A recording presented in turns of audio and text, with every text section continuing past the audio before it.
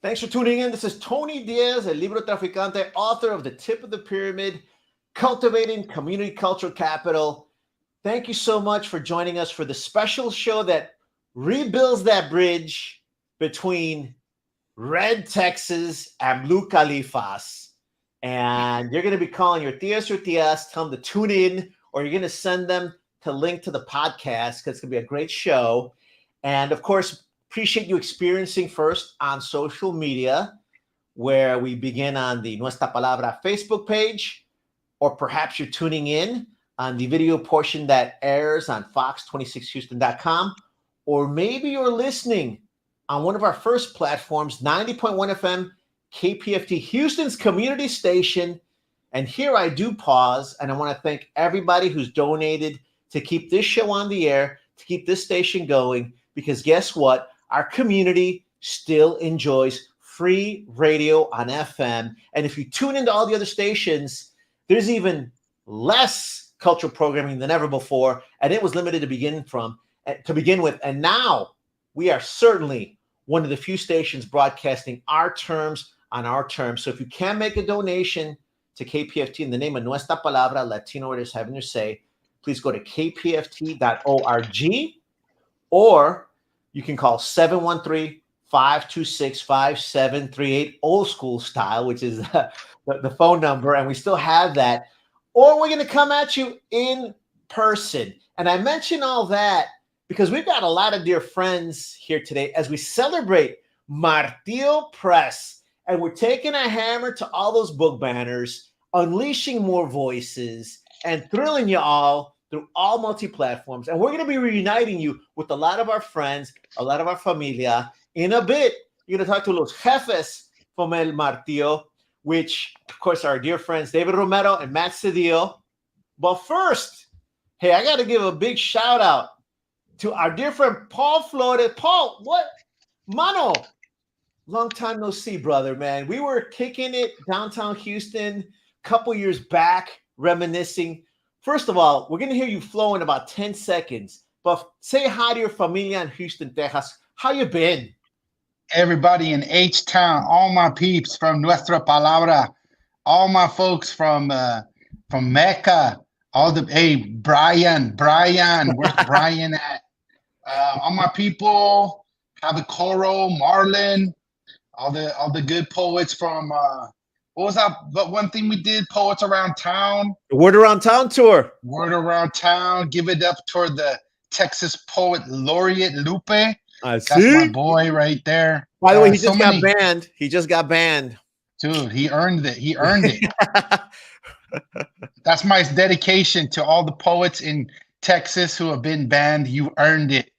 Keep it going. I love it. And I know you brought the posse, but first, break us in with a poem that we can transmit across 100,000 watts in the fourth largest city in occupied Mexico. Let it flow, brother. What you got for us? All right. This is a poem dedicated to all the folks who use sports to get out of poverty. They told me the quickest way to get signed was behind the plate. So I donned the tools of ignorance, mask, chest protector, shin guards. They put my best weapon on defense and made me a catcher. Quickest way to the pros was to catch. You should have seen me play. You should have seen me. I had a gun on my right shoulder, full metal jacket. Couldn't steal on me. I gunned them down. My elbow was a trigger. When they run, I pull it. Blam. Dead ducks on a pond wouldn't steal on me again. I knew they were watching me, scouting me, studying me. Since I was 15, the pro scouts used to chat up my mom. Pretty brown lady in sunglasses, red pumps, and a business dress, just off work. Pretty brown lady standing behind the backstop, arms crossed tensely, sunglasses hiding, beaming eyes, shaking her leg, nylons vibing, popping her gum, anxiously waiting for her boy to call the pitch, throw them out, and hit the ball. These scouts would sweat my mom, talking about a better future for her boy. They wish they knew my mother. They wish they knew my mother who could whistle with two fingers in her mouth, could hear her over the crowd. Come on, baby, you can do it. Really, I played for her. To swing for her, bend the knees, tuck your chin, swivel hips, straight to the ball, letters that pitch. Watch for the curveball in the dirt, curveball in the dirt, curveball in the dirt. Damn, lay off that shit. See your pitch. Swing, swing, swing, swing, swing. 200 swings a day for my mom. Work like my mom every day for my mom. Block 50 balls in the dirt for my mom. Long toss, running poles, left to right, again and again, like writing a script. Left to right, again and again, like writing a script. I wanted to change our story. I wanted to make money playing ball. Make money on my own, make my mother proud, give her an early retirement, pay her bills, get her a house, be an example, get an education, get their attention, let them know my mother did this, all on her own, raised me without a husband, molded me into the best. She taught me the game, to love the game like she did unconditionally. She made me a ball player, discipline and sacrifice. She spent her vacations on me, discipline and sacrifice. Drove miles to see my games. She put in work to get me to practice, so my practice got fierce, like my mother's relentless punch of the clock. Rent is due, so get to work. Her dedication to me got me drafted by the Chicago Cubs. No lie. The team our whole family adored. My mom and her brothers and sisters grew up just outside Chicago. Used to take the train to Wrigley Field to watch Ernie Banks, Billy Williams, and Ron Santo. Then the Chicago Cubs were up in my apartment. The Chicago Cubs were up in my apartment negotiating a contract with me, my mom, and my uncle. I ate it up. Was so excited. I would have played for the Cubs on pride alone. I was itching to sign the contract, get my uniform with my name on the back for my family, for my mother. The scout knew it, tried to lowball me, stalling and threatening, lost opportunity, but my uncle called him on it. They had to match a full ride scholarship to a D1. And so he added another zero to the check. And just before midnight, I signed the contract. The next morning, I flew to Mesa, Arizona for spring training. I got paid more money than I had ever seen in my life. I was 19 years old. And I made my mother proud. Paul Flores, our dear friend, joining us back again. Part of El Martillo Press. We're about to bring in the executive chiefs. I did want to just chat with you a little longer. Powerful piece. You know what, too? I've known you so long. We've chatted about it, but also you talk about baseball, but baseball too has had this weird role with our community. Going as far back as Venezuela. You got the camps in the Dominican Republic. You seem to be playing with that as well too, no?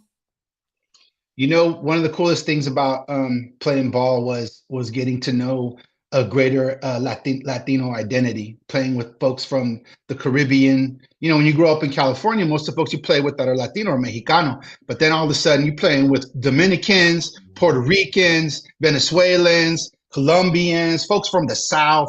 And then you see that, there is a very global culture around baseball, and you have to open up your mind. So I was actually grateful for that. I got to throw a lot of my coño, like that.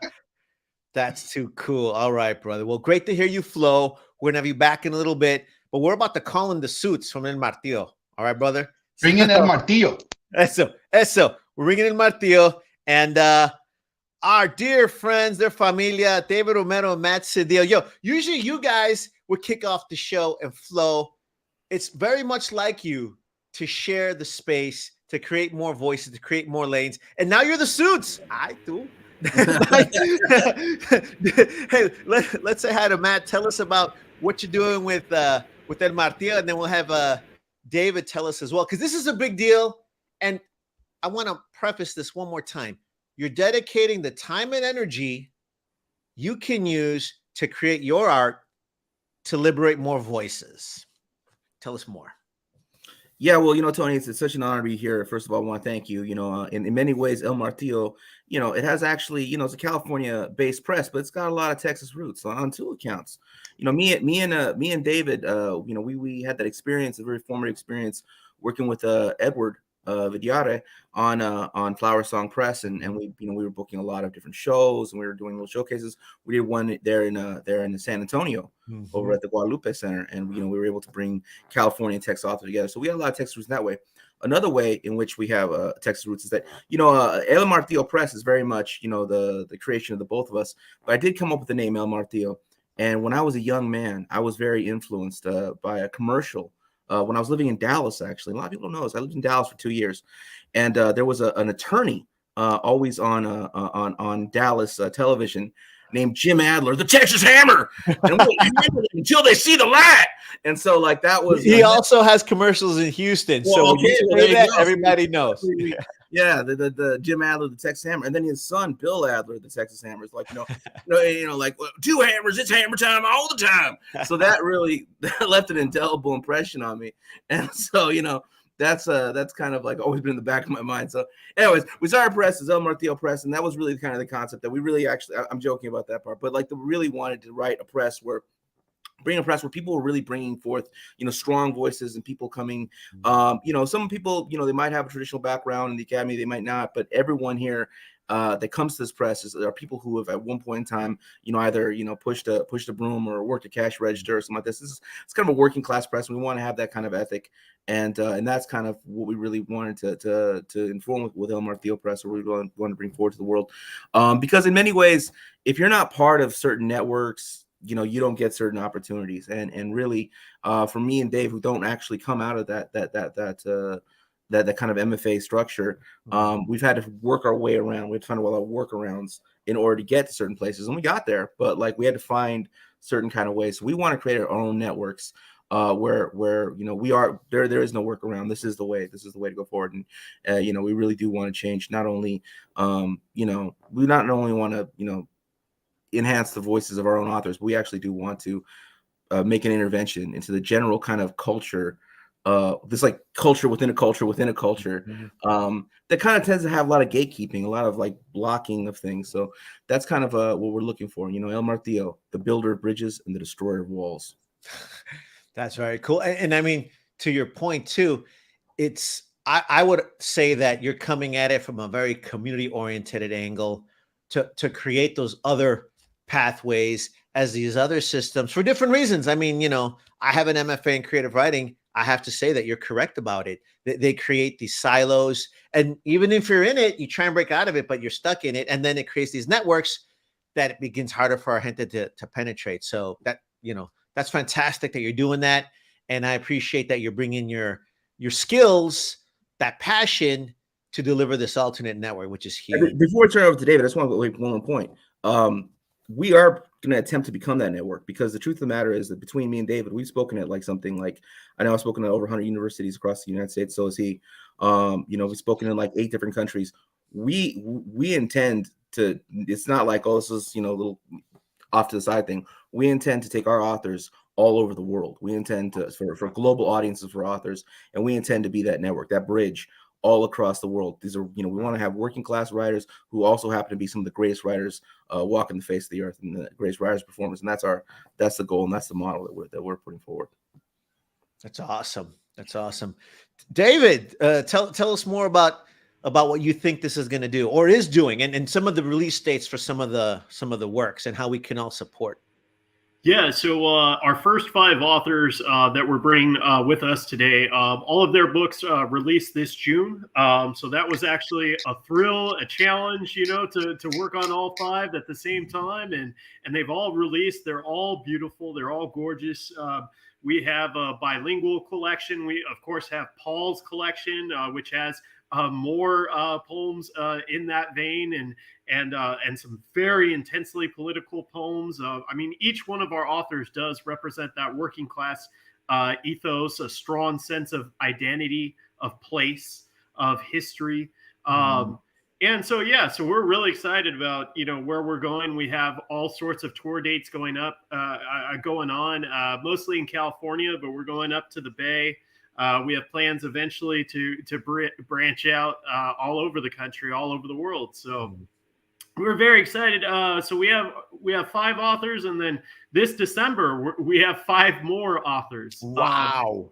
And so yeah, we're looking at about 10 each year, curated, launch, all drop, 5 of them dropping at the same time, so they can help cross promote each other. Hopefully, that's the ethos of the press. The idea of the press is to have the authors supporting each other, and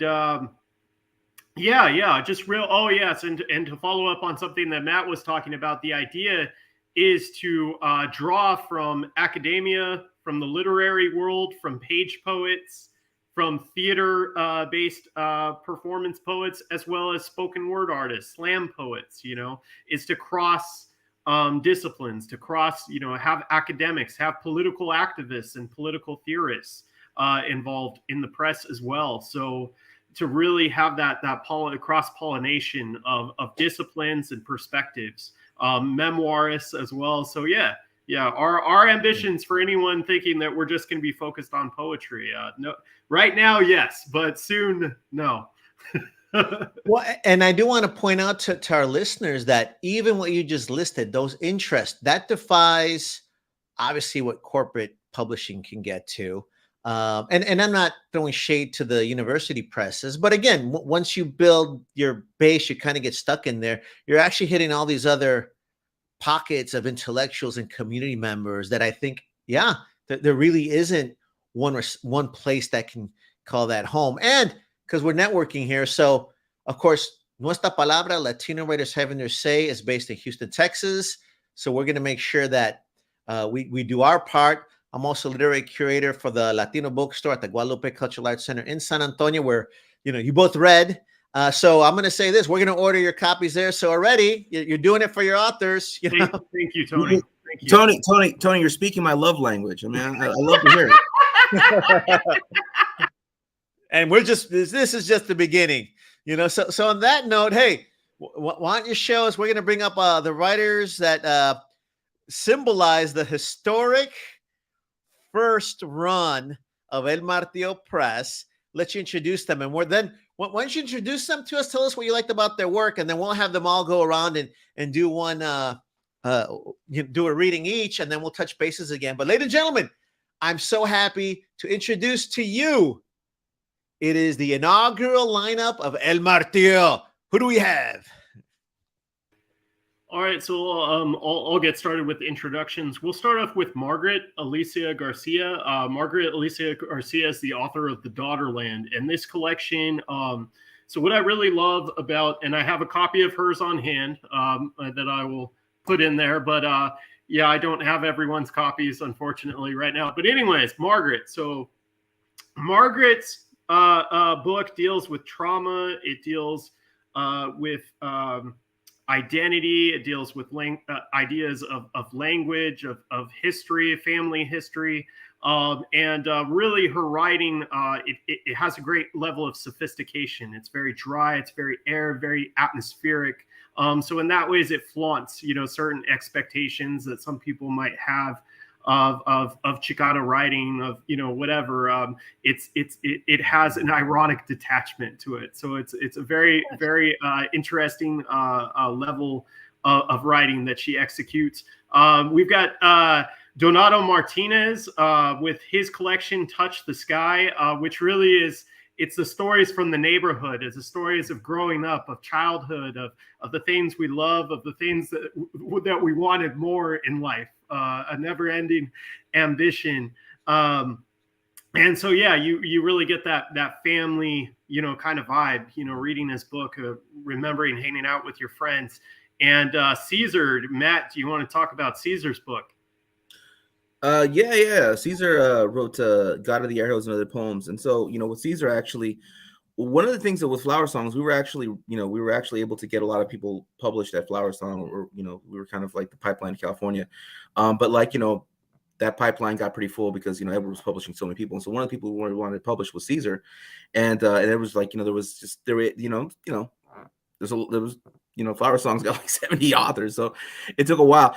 And so it was like, you know what, we're going to start our own thing. And Caesar was the first person we wanted to publish. And the reason we wanted to publish Caesar so much was that because Caesar really did represent, what the kind of ethic that we were trying to put forward with El Martillo. It really is the kind of work that we felt that needed to be in the world. And it's kind of one of these people that, one of these things that it really, if without our invention, it either happen or it wouldn't happen. It would either become like this Upton Sinclair kind of thing that Caesar's writing. I mean, Caesar literally is a factory worker. I mean, Caesar's really literally writing about factories, and so this is a really honest and authentic, voice coming from the working, coming from working. I mean, I didn't say the working class. I mean, everyone's working class, but like the actual work of a factory, and we really wanted to do that, and it became kind of the blueprint for the general, the press overall. So Caesar's book is incredibly important to us as a press, and I think to people just now reading it. And he is the second poet laureate of Pomona, California. So he is, a very important guy, and the reigning and defending poet laureate of Pomona, California. So nice.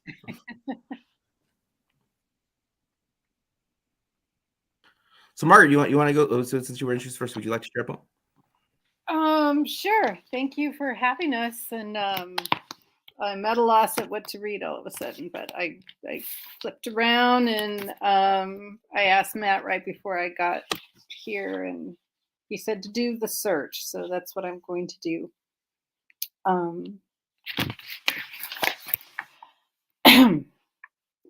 It took 4 months and 3 days to not find a therapist. I wanted a Latina therapist so I wouldn't have to explain those things that set me on edge. The sweet white husband who comes with a white noise mother-in-law, always attempting to conquer, like our neighborhood. I wanted a Latina therapist who got all that so we could go on to discuss everything else. But no one takes my insurance or any insurance anymore, Latina or otherwise. And my kid didn't actually die, and my house didn't actually burn. And I am no one's emergency, no one's 911. So instead, I buy the biggest red cowboy boots I can find, the biggest hoop earrings I can find, and I wear them while silently making dinner, playing out all those imaginary sessions in my mind. Thanks. Fantastic. Well, let's Matt, who do you want to bring up next? Before we get into the next one, I mean, Margaret Alicia Garcia is an incredible writer, not just an incredible poet, also a journalist, also an incredible writer of short stories. She was on NPR for her coverage of some fires up north in Northern California, and there's much more here about that. But Margaret is one of these polyglots, one of these Renaissance type people. So a writer of many things, and we're so honored to have her here at El Martillo Press. Up next, I'd like to bring on Professor Donato Martinez.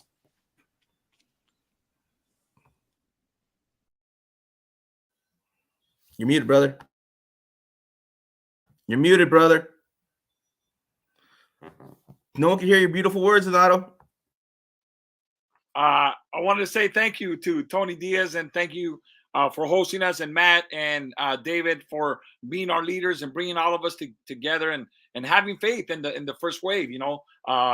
But anyways, I'm gonna get into this poem. This poem is really about growing up poor, but about surviving even when you're poor. And it's called Bendiciones de cada día, blessings of every day.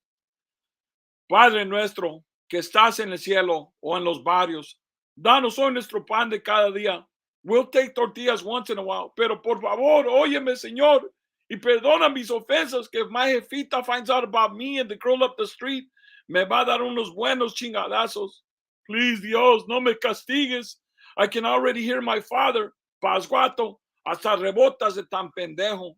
Dolores como la pinche joda on 5 a.m. summer grape picking days en los files de Miraloma y Fontana. Huevones, ya levántese, que vamos a la friega. Agarren sus tacos de huevos y papas, que ya se va la camioneta. Y be careful crossing the railroad tracks. Hang on to the door handle. The gears slip once in a while, pero no te preocupes. It will get you there.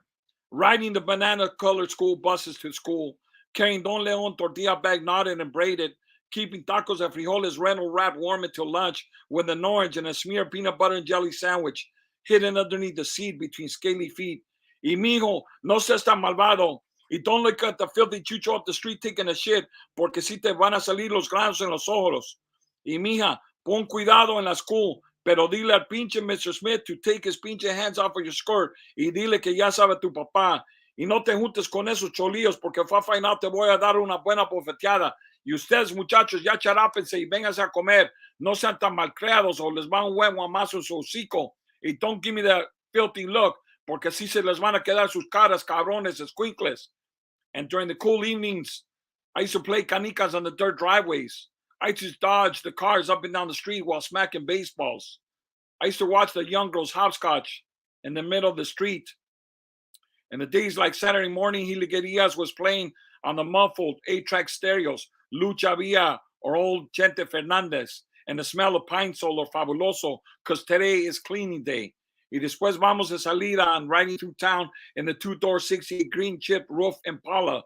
We spent afternoon in the cafeteria of Kmart, slurping Slurpees, gobbling grease buttered popcorn, and we were waiting for the blue light specials.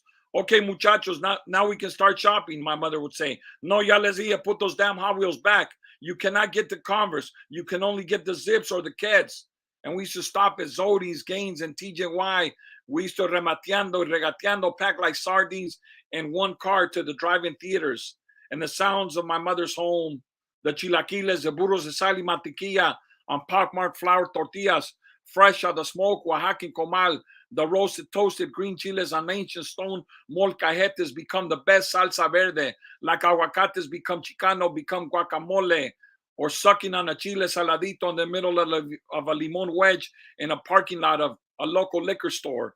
We're savoring the charcoal burnt edges of abuelitas, gorditas de horno, salivating over mole, atole, y pozole. And I'm talking about a bowl of menudo after a buena cruda. Just ask your tío. Remedios caseros de hierba buena, té de limón, cotton balls on sunken belly buttons, foreheads wrapped in alcohol and marijuana-drenched rags, scratches and gashes ointed with savila, burns and rashes smeared with mayonnaise or toothpaste, smeared juice and tomato seeds on balding hair, toasted lemon halves on itchy mosquito bites, gulping sal de uvas for nauseous stomachs, and swallowing smeared vapor rub fingers. These are the remedios that kept us alive. A buena sobada or a curada from the curandera with the crooked foot and the blind left eye.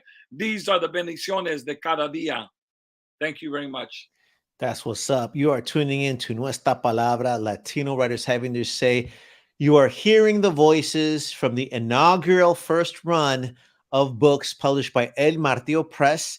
And we're happy to have our dear friends now. They're the suits now. They run the press. Our dear friends, Matt and David. Matt, you want to say a little something about I got to tell you before you get to the next one. Years ago, I had the opportunity, I had the honor of reading with the great Francisco Alarcón. I remember him doing a poem, and he was like, "Chicanito, Chicanita," right? I'm like, this guy's got great stage presence. Then I went and had dinner with him. The guy was like, "Try the guacamole," you know. So I was like, wow, this guy just lives it like he reads it, right?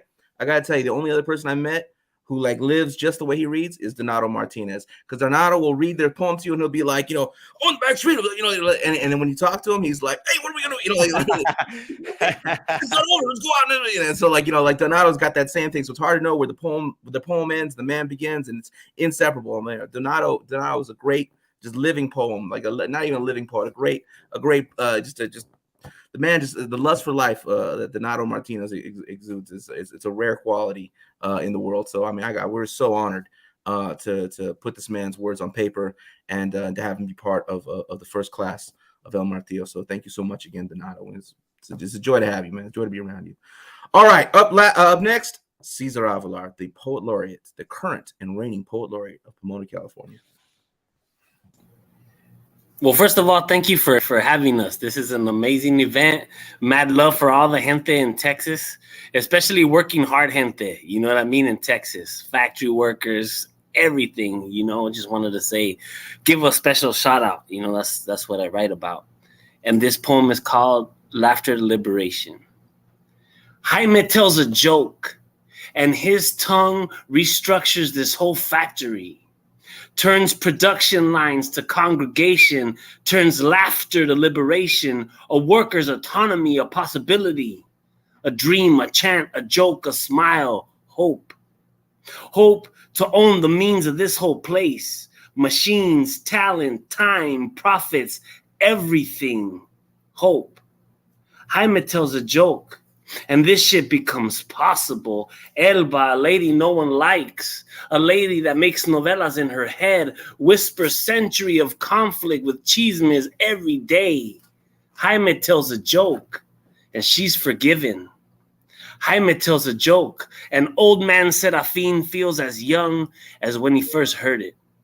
He looks into the air, the ceiling, the time, the clock, the smiles, the tingles of feeling alive again. Jaime tells a joke, and people who are hardened become soft. Jaime tells a joke, and workers come together, close their eyes, feel their way. Laughter turn to power. Jaime tells a joke and rearranges this whole factory, opens people, opens mind, opens hope, opens laughter. Jaime tells a joke, and liberation is a smooth ride. Man, I tell you what, I got to interject that you are talking to our gente here in Houston, Texas, as they're driving on the highway, listen to 9.1 FM. That's what this is about. So thank you for sharing that. I got to remind people too, it takes the writers to find all the obstacles.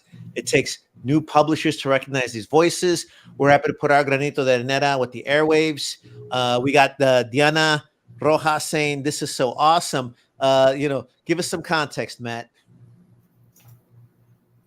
Cesar Avalar. I mean, I've known Cesar since. We've been reading since Tia Chuchas. I mean, we at Luis Rodriguez's spot. That's where we actually first met, and I've been seeing Cesar ride and grow for many years, and he got real serious about putting the book together a few years ago, and so we sat together and we kind of like. We looked at it and we worked on it together, and so it was a real great experience just really watching him go from someone that performed well to someone that really writes well to someone that is actually becoming like really more and more increasingly, particularly out here in Southern California, particularly in the city of Pomona, becoming a real voice of the working hands of that city and increasingly of the state and onto the nation. So really, really a big thing. I mean, one of the biggest things that me and David talked about with El Martillo Press is that we didn't want to just publish people who are well established. We wanted to be really foundational in the story of how people became established, of how people became these literary figures that people end up looking up to and inspiring the next generation. But we wanted to actually be a part of that story. So publishing Cesar and a few other authors that are coming up, that's really our goal. I mean, we want to work with the people who've been established. Of course, we want to work with our friends that we've known for years, but we also want to be that bridge that takes someone from a place where you're known in your city to a place where you're known across the nation. So that's the purpose of El Martillo. Fantastic. And I'll just add one last thing. I can't resist is that this is really vital right now, where of course we're on 90.1 FM KPFT in Houston, Texas, where, as you know, there are so many forces. There's a whole censorship culture that is intimidating teachers and librarians from bringing books into classrooms and libraries. So now we have to spread it to underground libraries, family libraries, on the air, libraries that can still, put up some of the resistance. But these are the exact kind of works that you're publishing that some folks do not want to get in the hands of our community because they were inspired and turn to the page and turn to the book. So really appreciate you doing that. Please tell me. Bring it. Is there any way you can help me get Mowing Leaves of Grass banned in Texas? I'd be really good for my career. Matt, if I was mad before, I talk so much, and I was mad before. If they ban you, I'll be really mad. But I'm mad that I haven't been banned. I ain't checked in the last. I ain't checked in the last minute, so you both may have been banned since that's how Texas rolls right now. So we'll keep you posted on that. Why don't you give us the fifth of your mighty inaugural lineup? David, you want to? Yeah, so let's go back. Let's round back. We have first base. Here we are at home base. With Paul S. Flores, Paul actually met Matt a long time ago, so they have more of a personal history. But I was really glad when I reached out to Paul that he was just so. We talked about him signing with Flower Song, and then later to be able to come back to him and say, hey, actually, do you want to publish with us? Matt and I are crazy enough to start our own press, and we absolutely believe in you and your book. We think this is brilliant. The nostalgia, the hard-hitting political material. I mean, when you hear Paul's voice and when you see him perform, he brings his words to life in a way that few people on this earth can match. And I know that because I take pride. I'm an entertainer. I take pride in my performance ability. And when I saw Paul at the Cheech, I knew I was outclassed. I knew I should do something else because I couldn't compete with him on that level. This man there's a reason why he teaches all of these things, why he teaches writing, why he teaches activism, why he teaches performance. This is Paul S. Flores. And I love it. Can attest Houston in 06. I was like staged up with the Chicano Messenger. He had some good fire. I shout out to Joe, my boy Joey. What's up, man? Let me check it. Hold on. Can you? Yeah, I think we're getting some static on the line, Paul. I'll let you check that. And of course, that is some of the exciting things that'll pop up on on live social platforms. But we can bring it together. Paul, Can you hear me, or am I out? You know what, Paul? Good? You fixed it, ladies and gentlemen. We bring you back to the transmission. And Mero, Paul Flores. Yeah, thank you. Definitely shout out to my Texas fans. This is a poem called 700 Days. This is based on interviewing a woman who was arrested at the border simply for seeking asylum for her and her 2-year-old child. This is called 700 Days, Lorena's poem. Here we go. ICE put Lorena and her 2-year-old son, Gabriel, in an immigrant detention prison for 22 months. 700 days, the little boy's memory began while locked up, playing ball with his toddler inmates at Burke's family prison in Pennsylvania. ICE put Lorena and her 2-year-old son, Gabriel, in an immigrant detention prison for 22 months. 700 days. At the end, the federal judge asked the prosecutor, "What is a 4-year-old child doing in prison for 700 days?" The federal prosecutor could not respond. Lorena and Gabriel came from Honduras. She crossed the border with her child to seek asylum from domestic violence. She did not read, she did not murder, she did not run from authorities. Still, ICE put Lorena and her 4-year-old son in a prison for 22 months, 700 days in Berks, Pennsylvania. Today, 111 immigrant children are still held behind bars, most of them under 5 years old, and for extra long stays. What is a 4-year-old child doing in prison for 700 days? In Berks Family Residential Center prison, there's no school, so guards teach the children to speak English with "shut up and be quiet." Lorena asked her lawyer, what did he mean? Cállate. Shut up. Be quiet. Children are being too loud in prison. Playing games. It's too much for guards to learn to say a Spanish phrase, so shut up and be quiet will be your lesson for today. What is a 4-year-old child doing in prison for 700 days? People donated 25 million GoFundMe to build a wall at the Mexican border. Steve Bannon took that money on vacation. They spent $14 billion on the election, but they said it was a fraud. It was President Obama and Biden built those cages where immigrant children slept on the ground with an aluminum blanket and 2 sandwiches a day. I thought people elected Joe Biden because they said they wanted change. What is a 4-year-old child doing in prison for 700 days?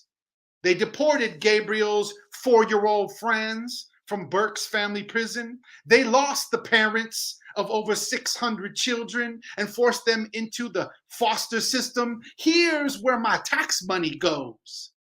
When the judge saw 4-year-old Gabriel after 700 days in a cell, he said Lorena and her son could live with a family sponsor while their asylum is decided. ICE put a GPS collar on Lorena's ankle and let her free of Berks Family Prison in Pennsylvania. Freedom by any means, freedom by any ways, and whoever pays. I'm sending my tax return to the Shut Down Berks Coalition, because what is a 4-year-old child doing in prison for 700 days? Thank you very much. And Paul rounds out this inaugural lineup of El Martillo Press. Really some powerful voices that we're glad to be able to share. Any parting words, David or Matt, that tell us how to go to the website and tell folks how they can find out about new publishing and some of the new readings you'll be doing? Yes. So you can follow us on Instagram, on Facebook, and on Twitter at El Martillo Press. And our website is elmartillopress.com. So please give us a follow. Buy everyone's books. We'll give Matt the last word. So Matt, parting words? Yeah, well, I just want to thank you, Tony. But the press wouldn't be the press without its authors. So I want to thank Donato, I want to thank Paul, I want to thank Caesar, I want to thank Margaret for believing in us. I mean, they thanked us for believing in them, but thank you, for believing in us. Shout out to Flaminia Cruciani, who couldn't be here today. That's our Italian author. And shout out to our next round of authors, which are going to include Matthew Cuban Hernandez, Alex Alfaro, Gabriela Gutierrez Imuz, who's going to come out with her memoir, the Chicano memoirs, but it's from the great Gabriela Gutierrez Imuz, who's yet to write one. So this is very, very exciting that we're going to be housing that. Sonia Gutierrez as well, and investigative journalist Greg Palast making his debut in the world of poetry on El Martillo Press. The builder of bridges and the destroyer of walls. I love it. Well, congratulations on the work you've done, the work you will do. We're happy to put our granito de arena there. And speaking of thanking the team, hey, on behalf of the entire Nuestra Palabra family, I got to thank Rodrigo Bravo, who is our sound engineer. Also, Roxana Guzman, who produces our multi-platform broadcasts. Of course, we've got all the other Libro Traficantes, the whole Nuestra Palabra team as well. This is Tony Diaz, Libro Traficante. We're happy to air on several platforms, including 90.1 FM, KPFT, your community station. And I tell you what, there's no other FM station broadcasting our terms on our terms like today, show like today always reminds me of how important it is that we all band together to support freedom of speech and different outlets. So if you can make a donation in the name of Nuestra Palabra, Latino Writers Having Their Say, please do. You can go to kpft.org or call 713-526-5738. And if you can't, please share the show, tell people about it, and celebrate the arts. Thank you to all of you. We look forward to hanging out soon and doing a great reading. Gracias.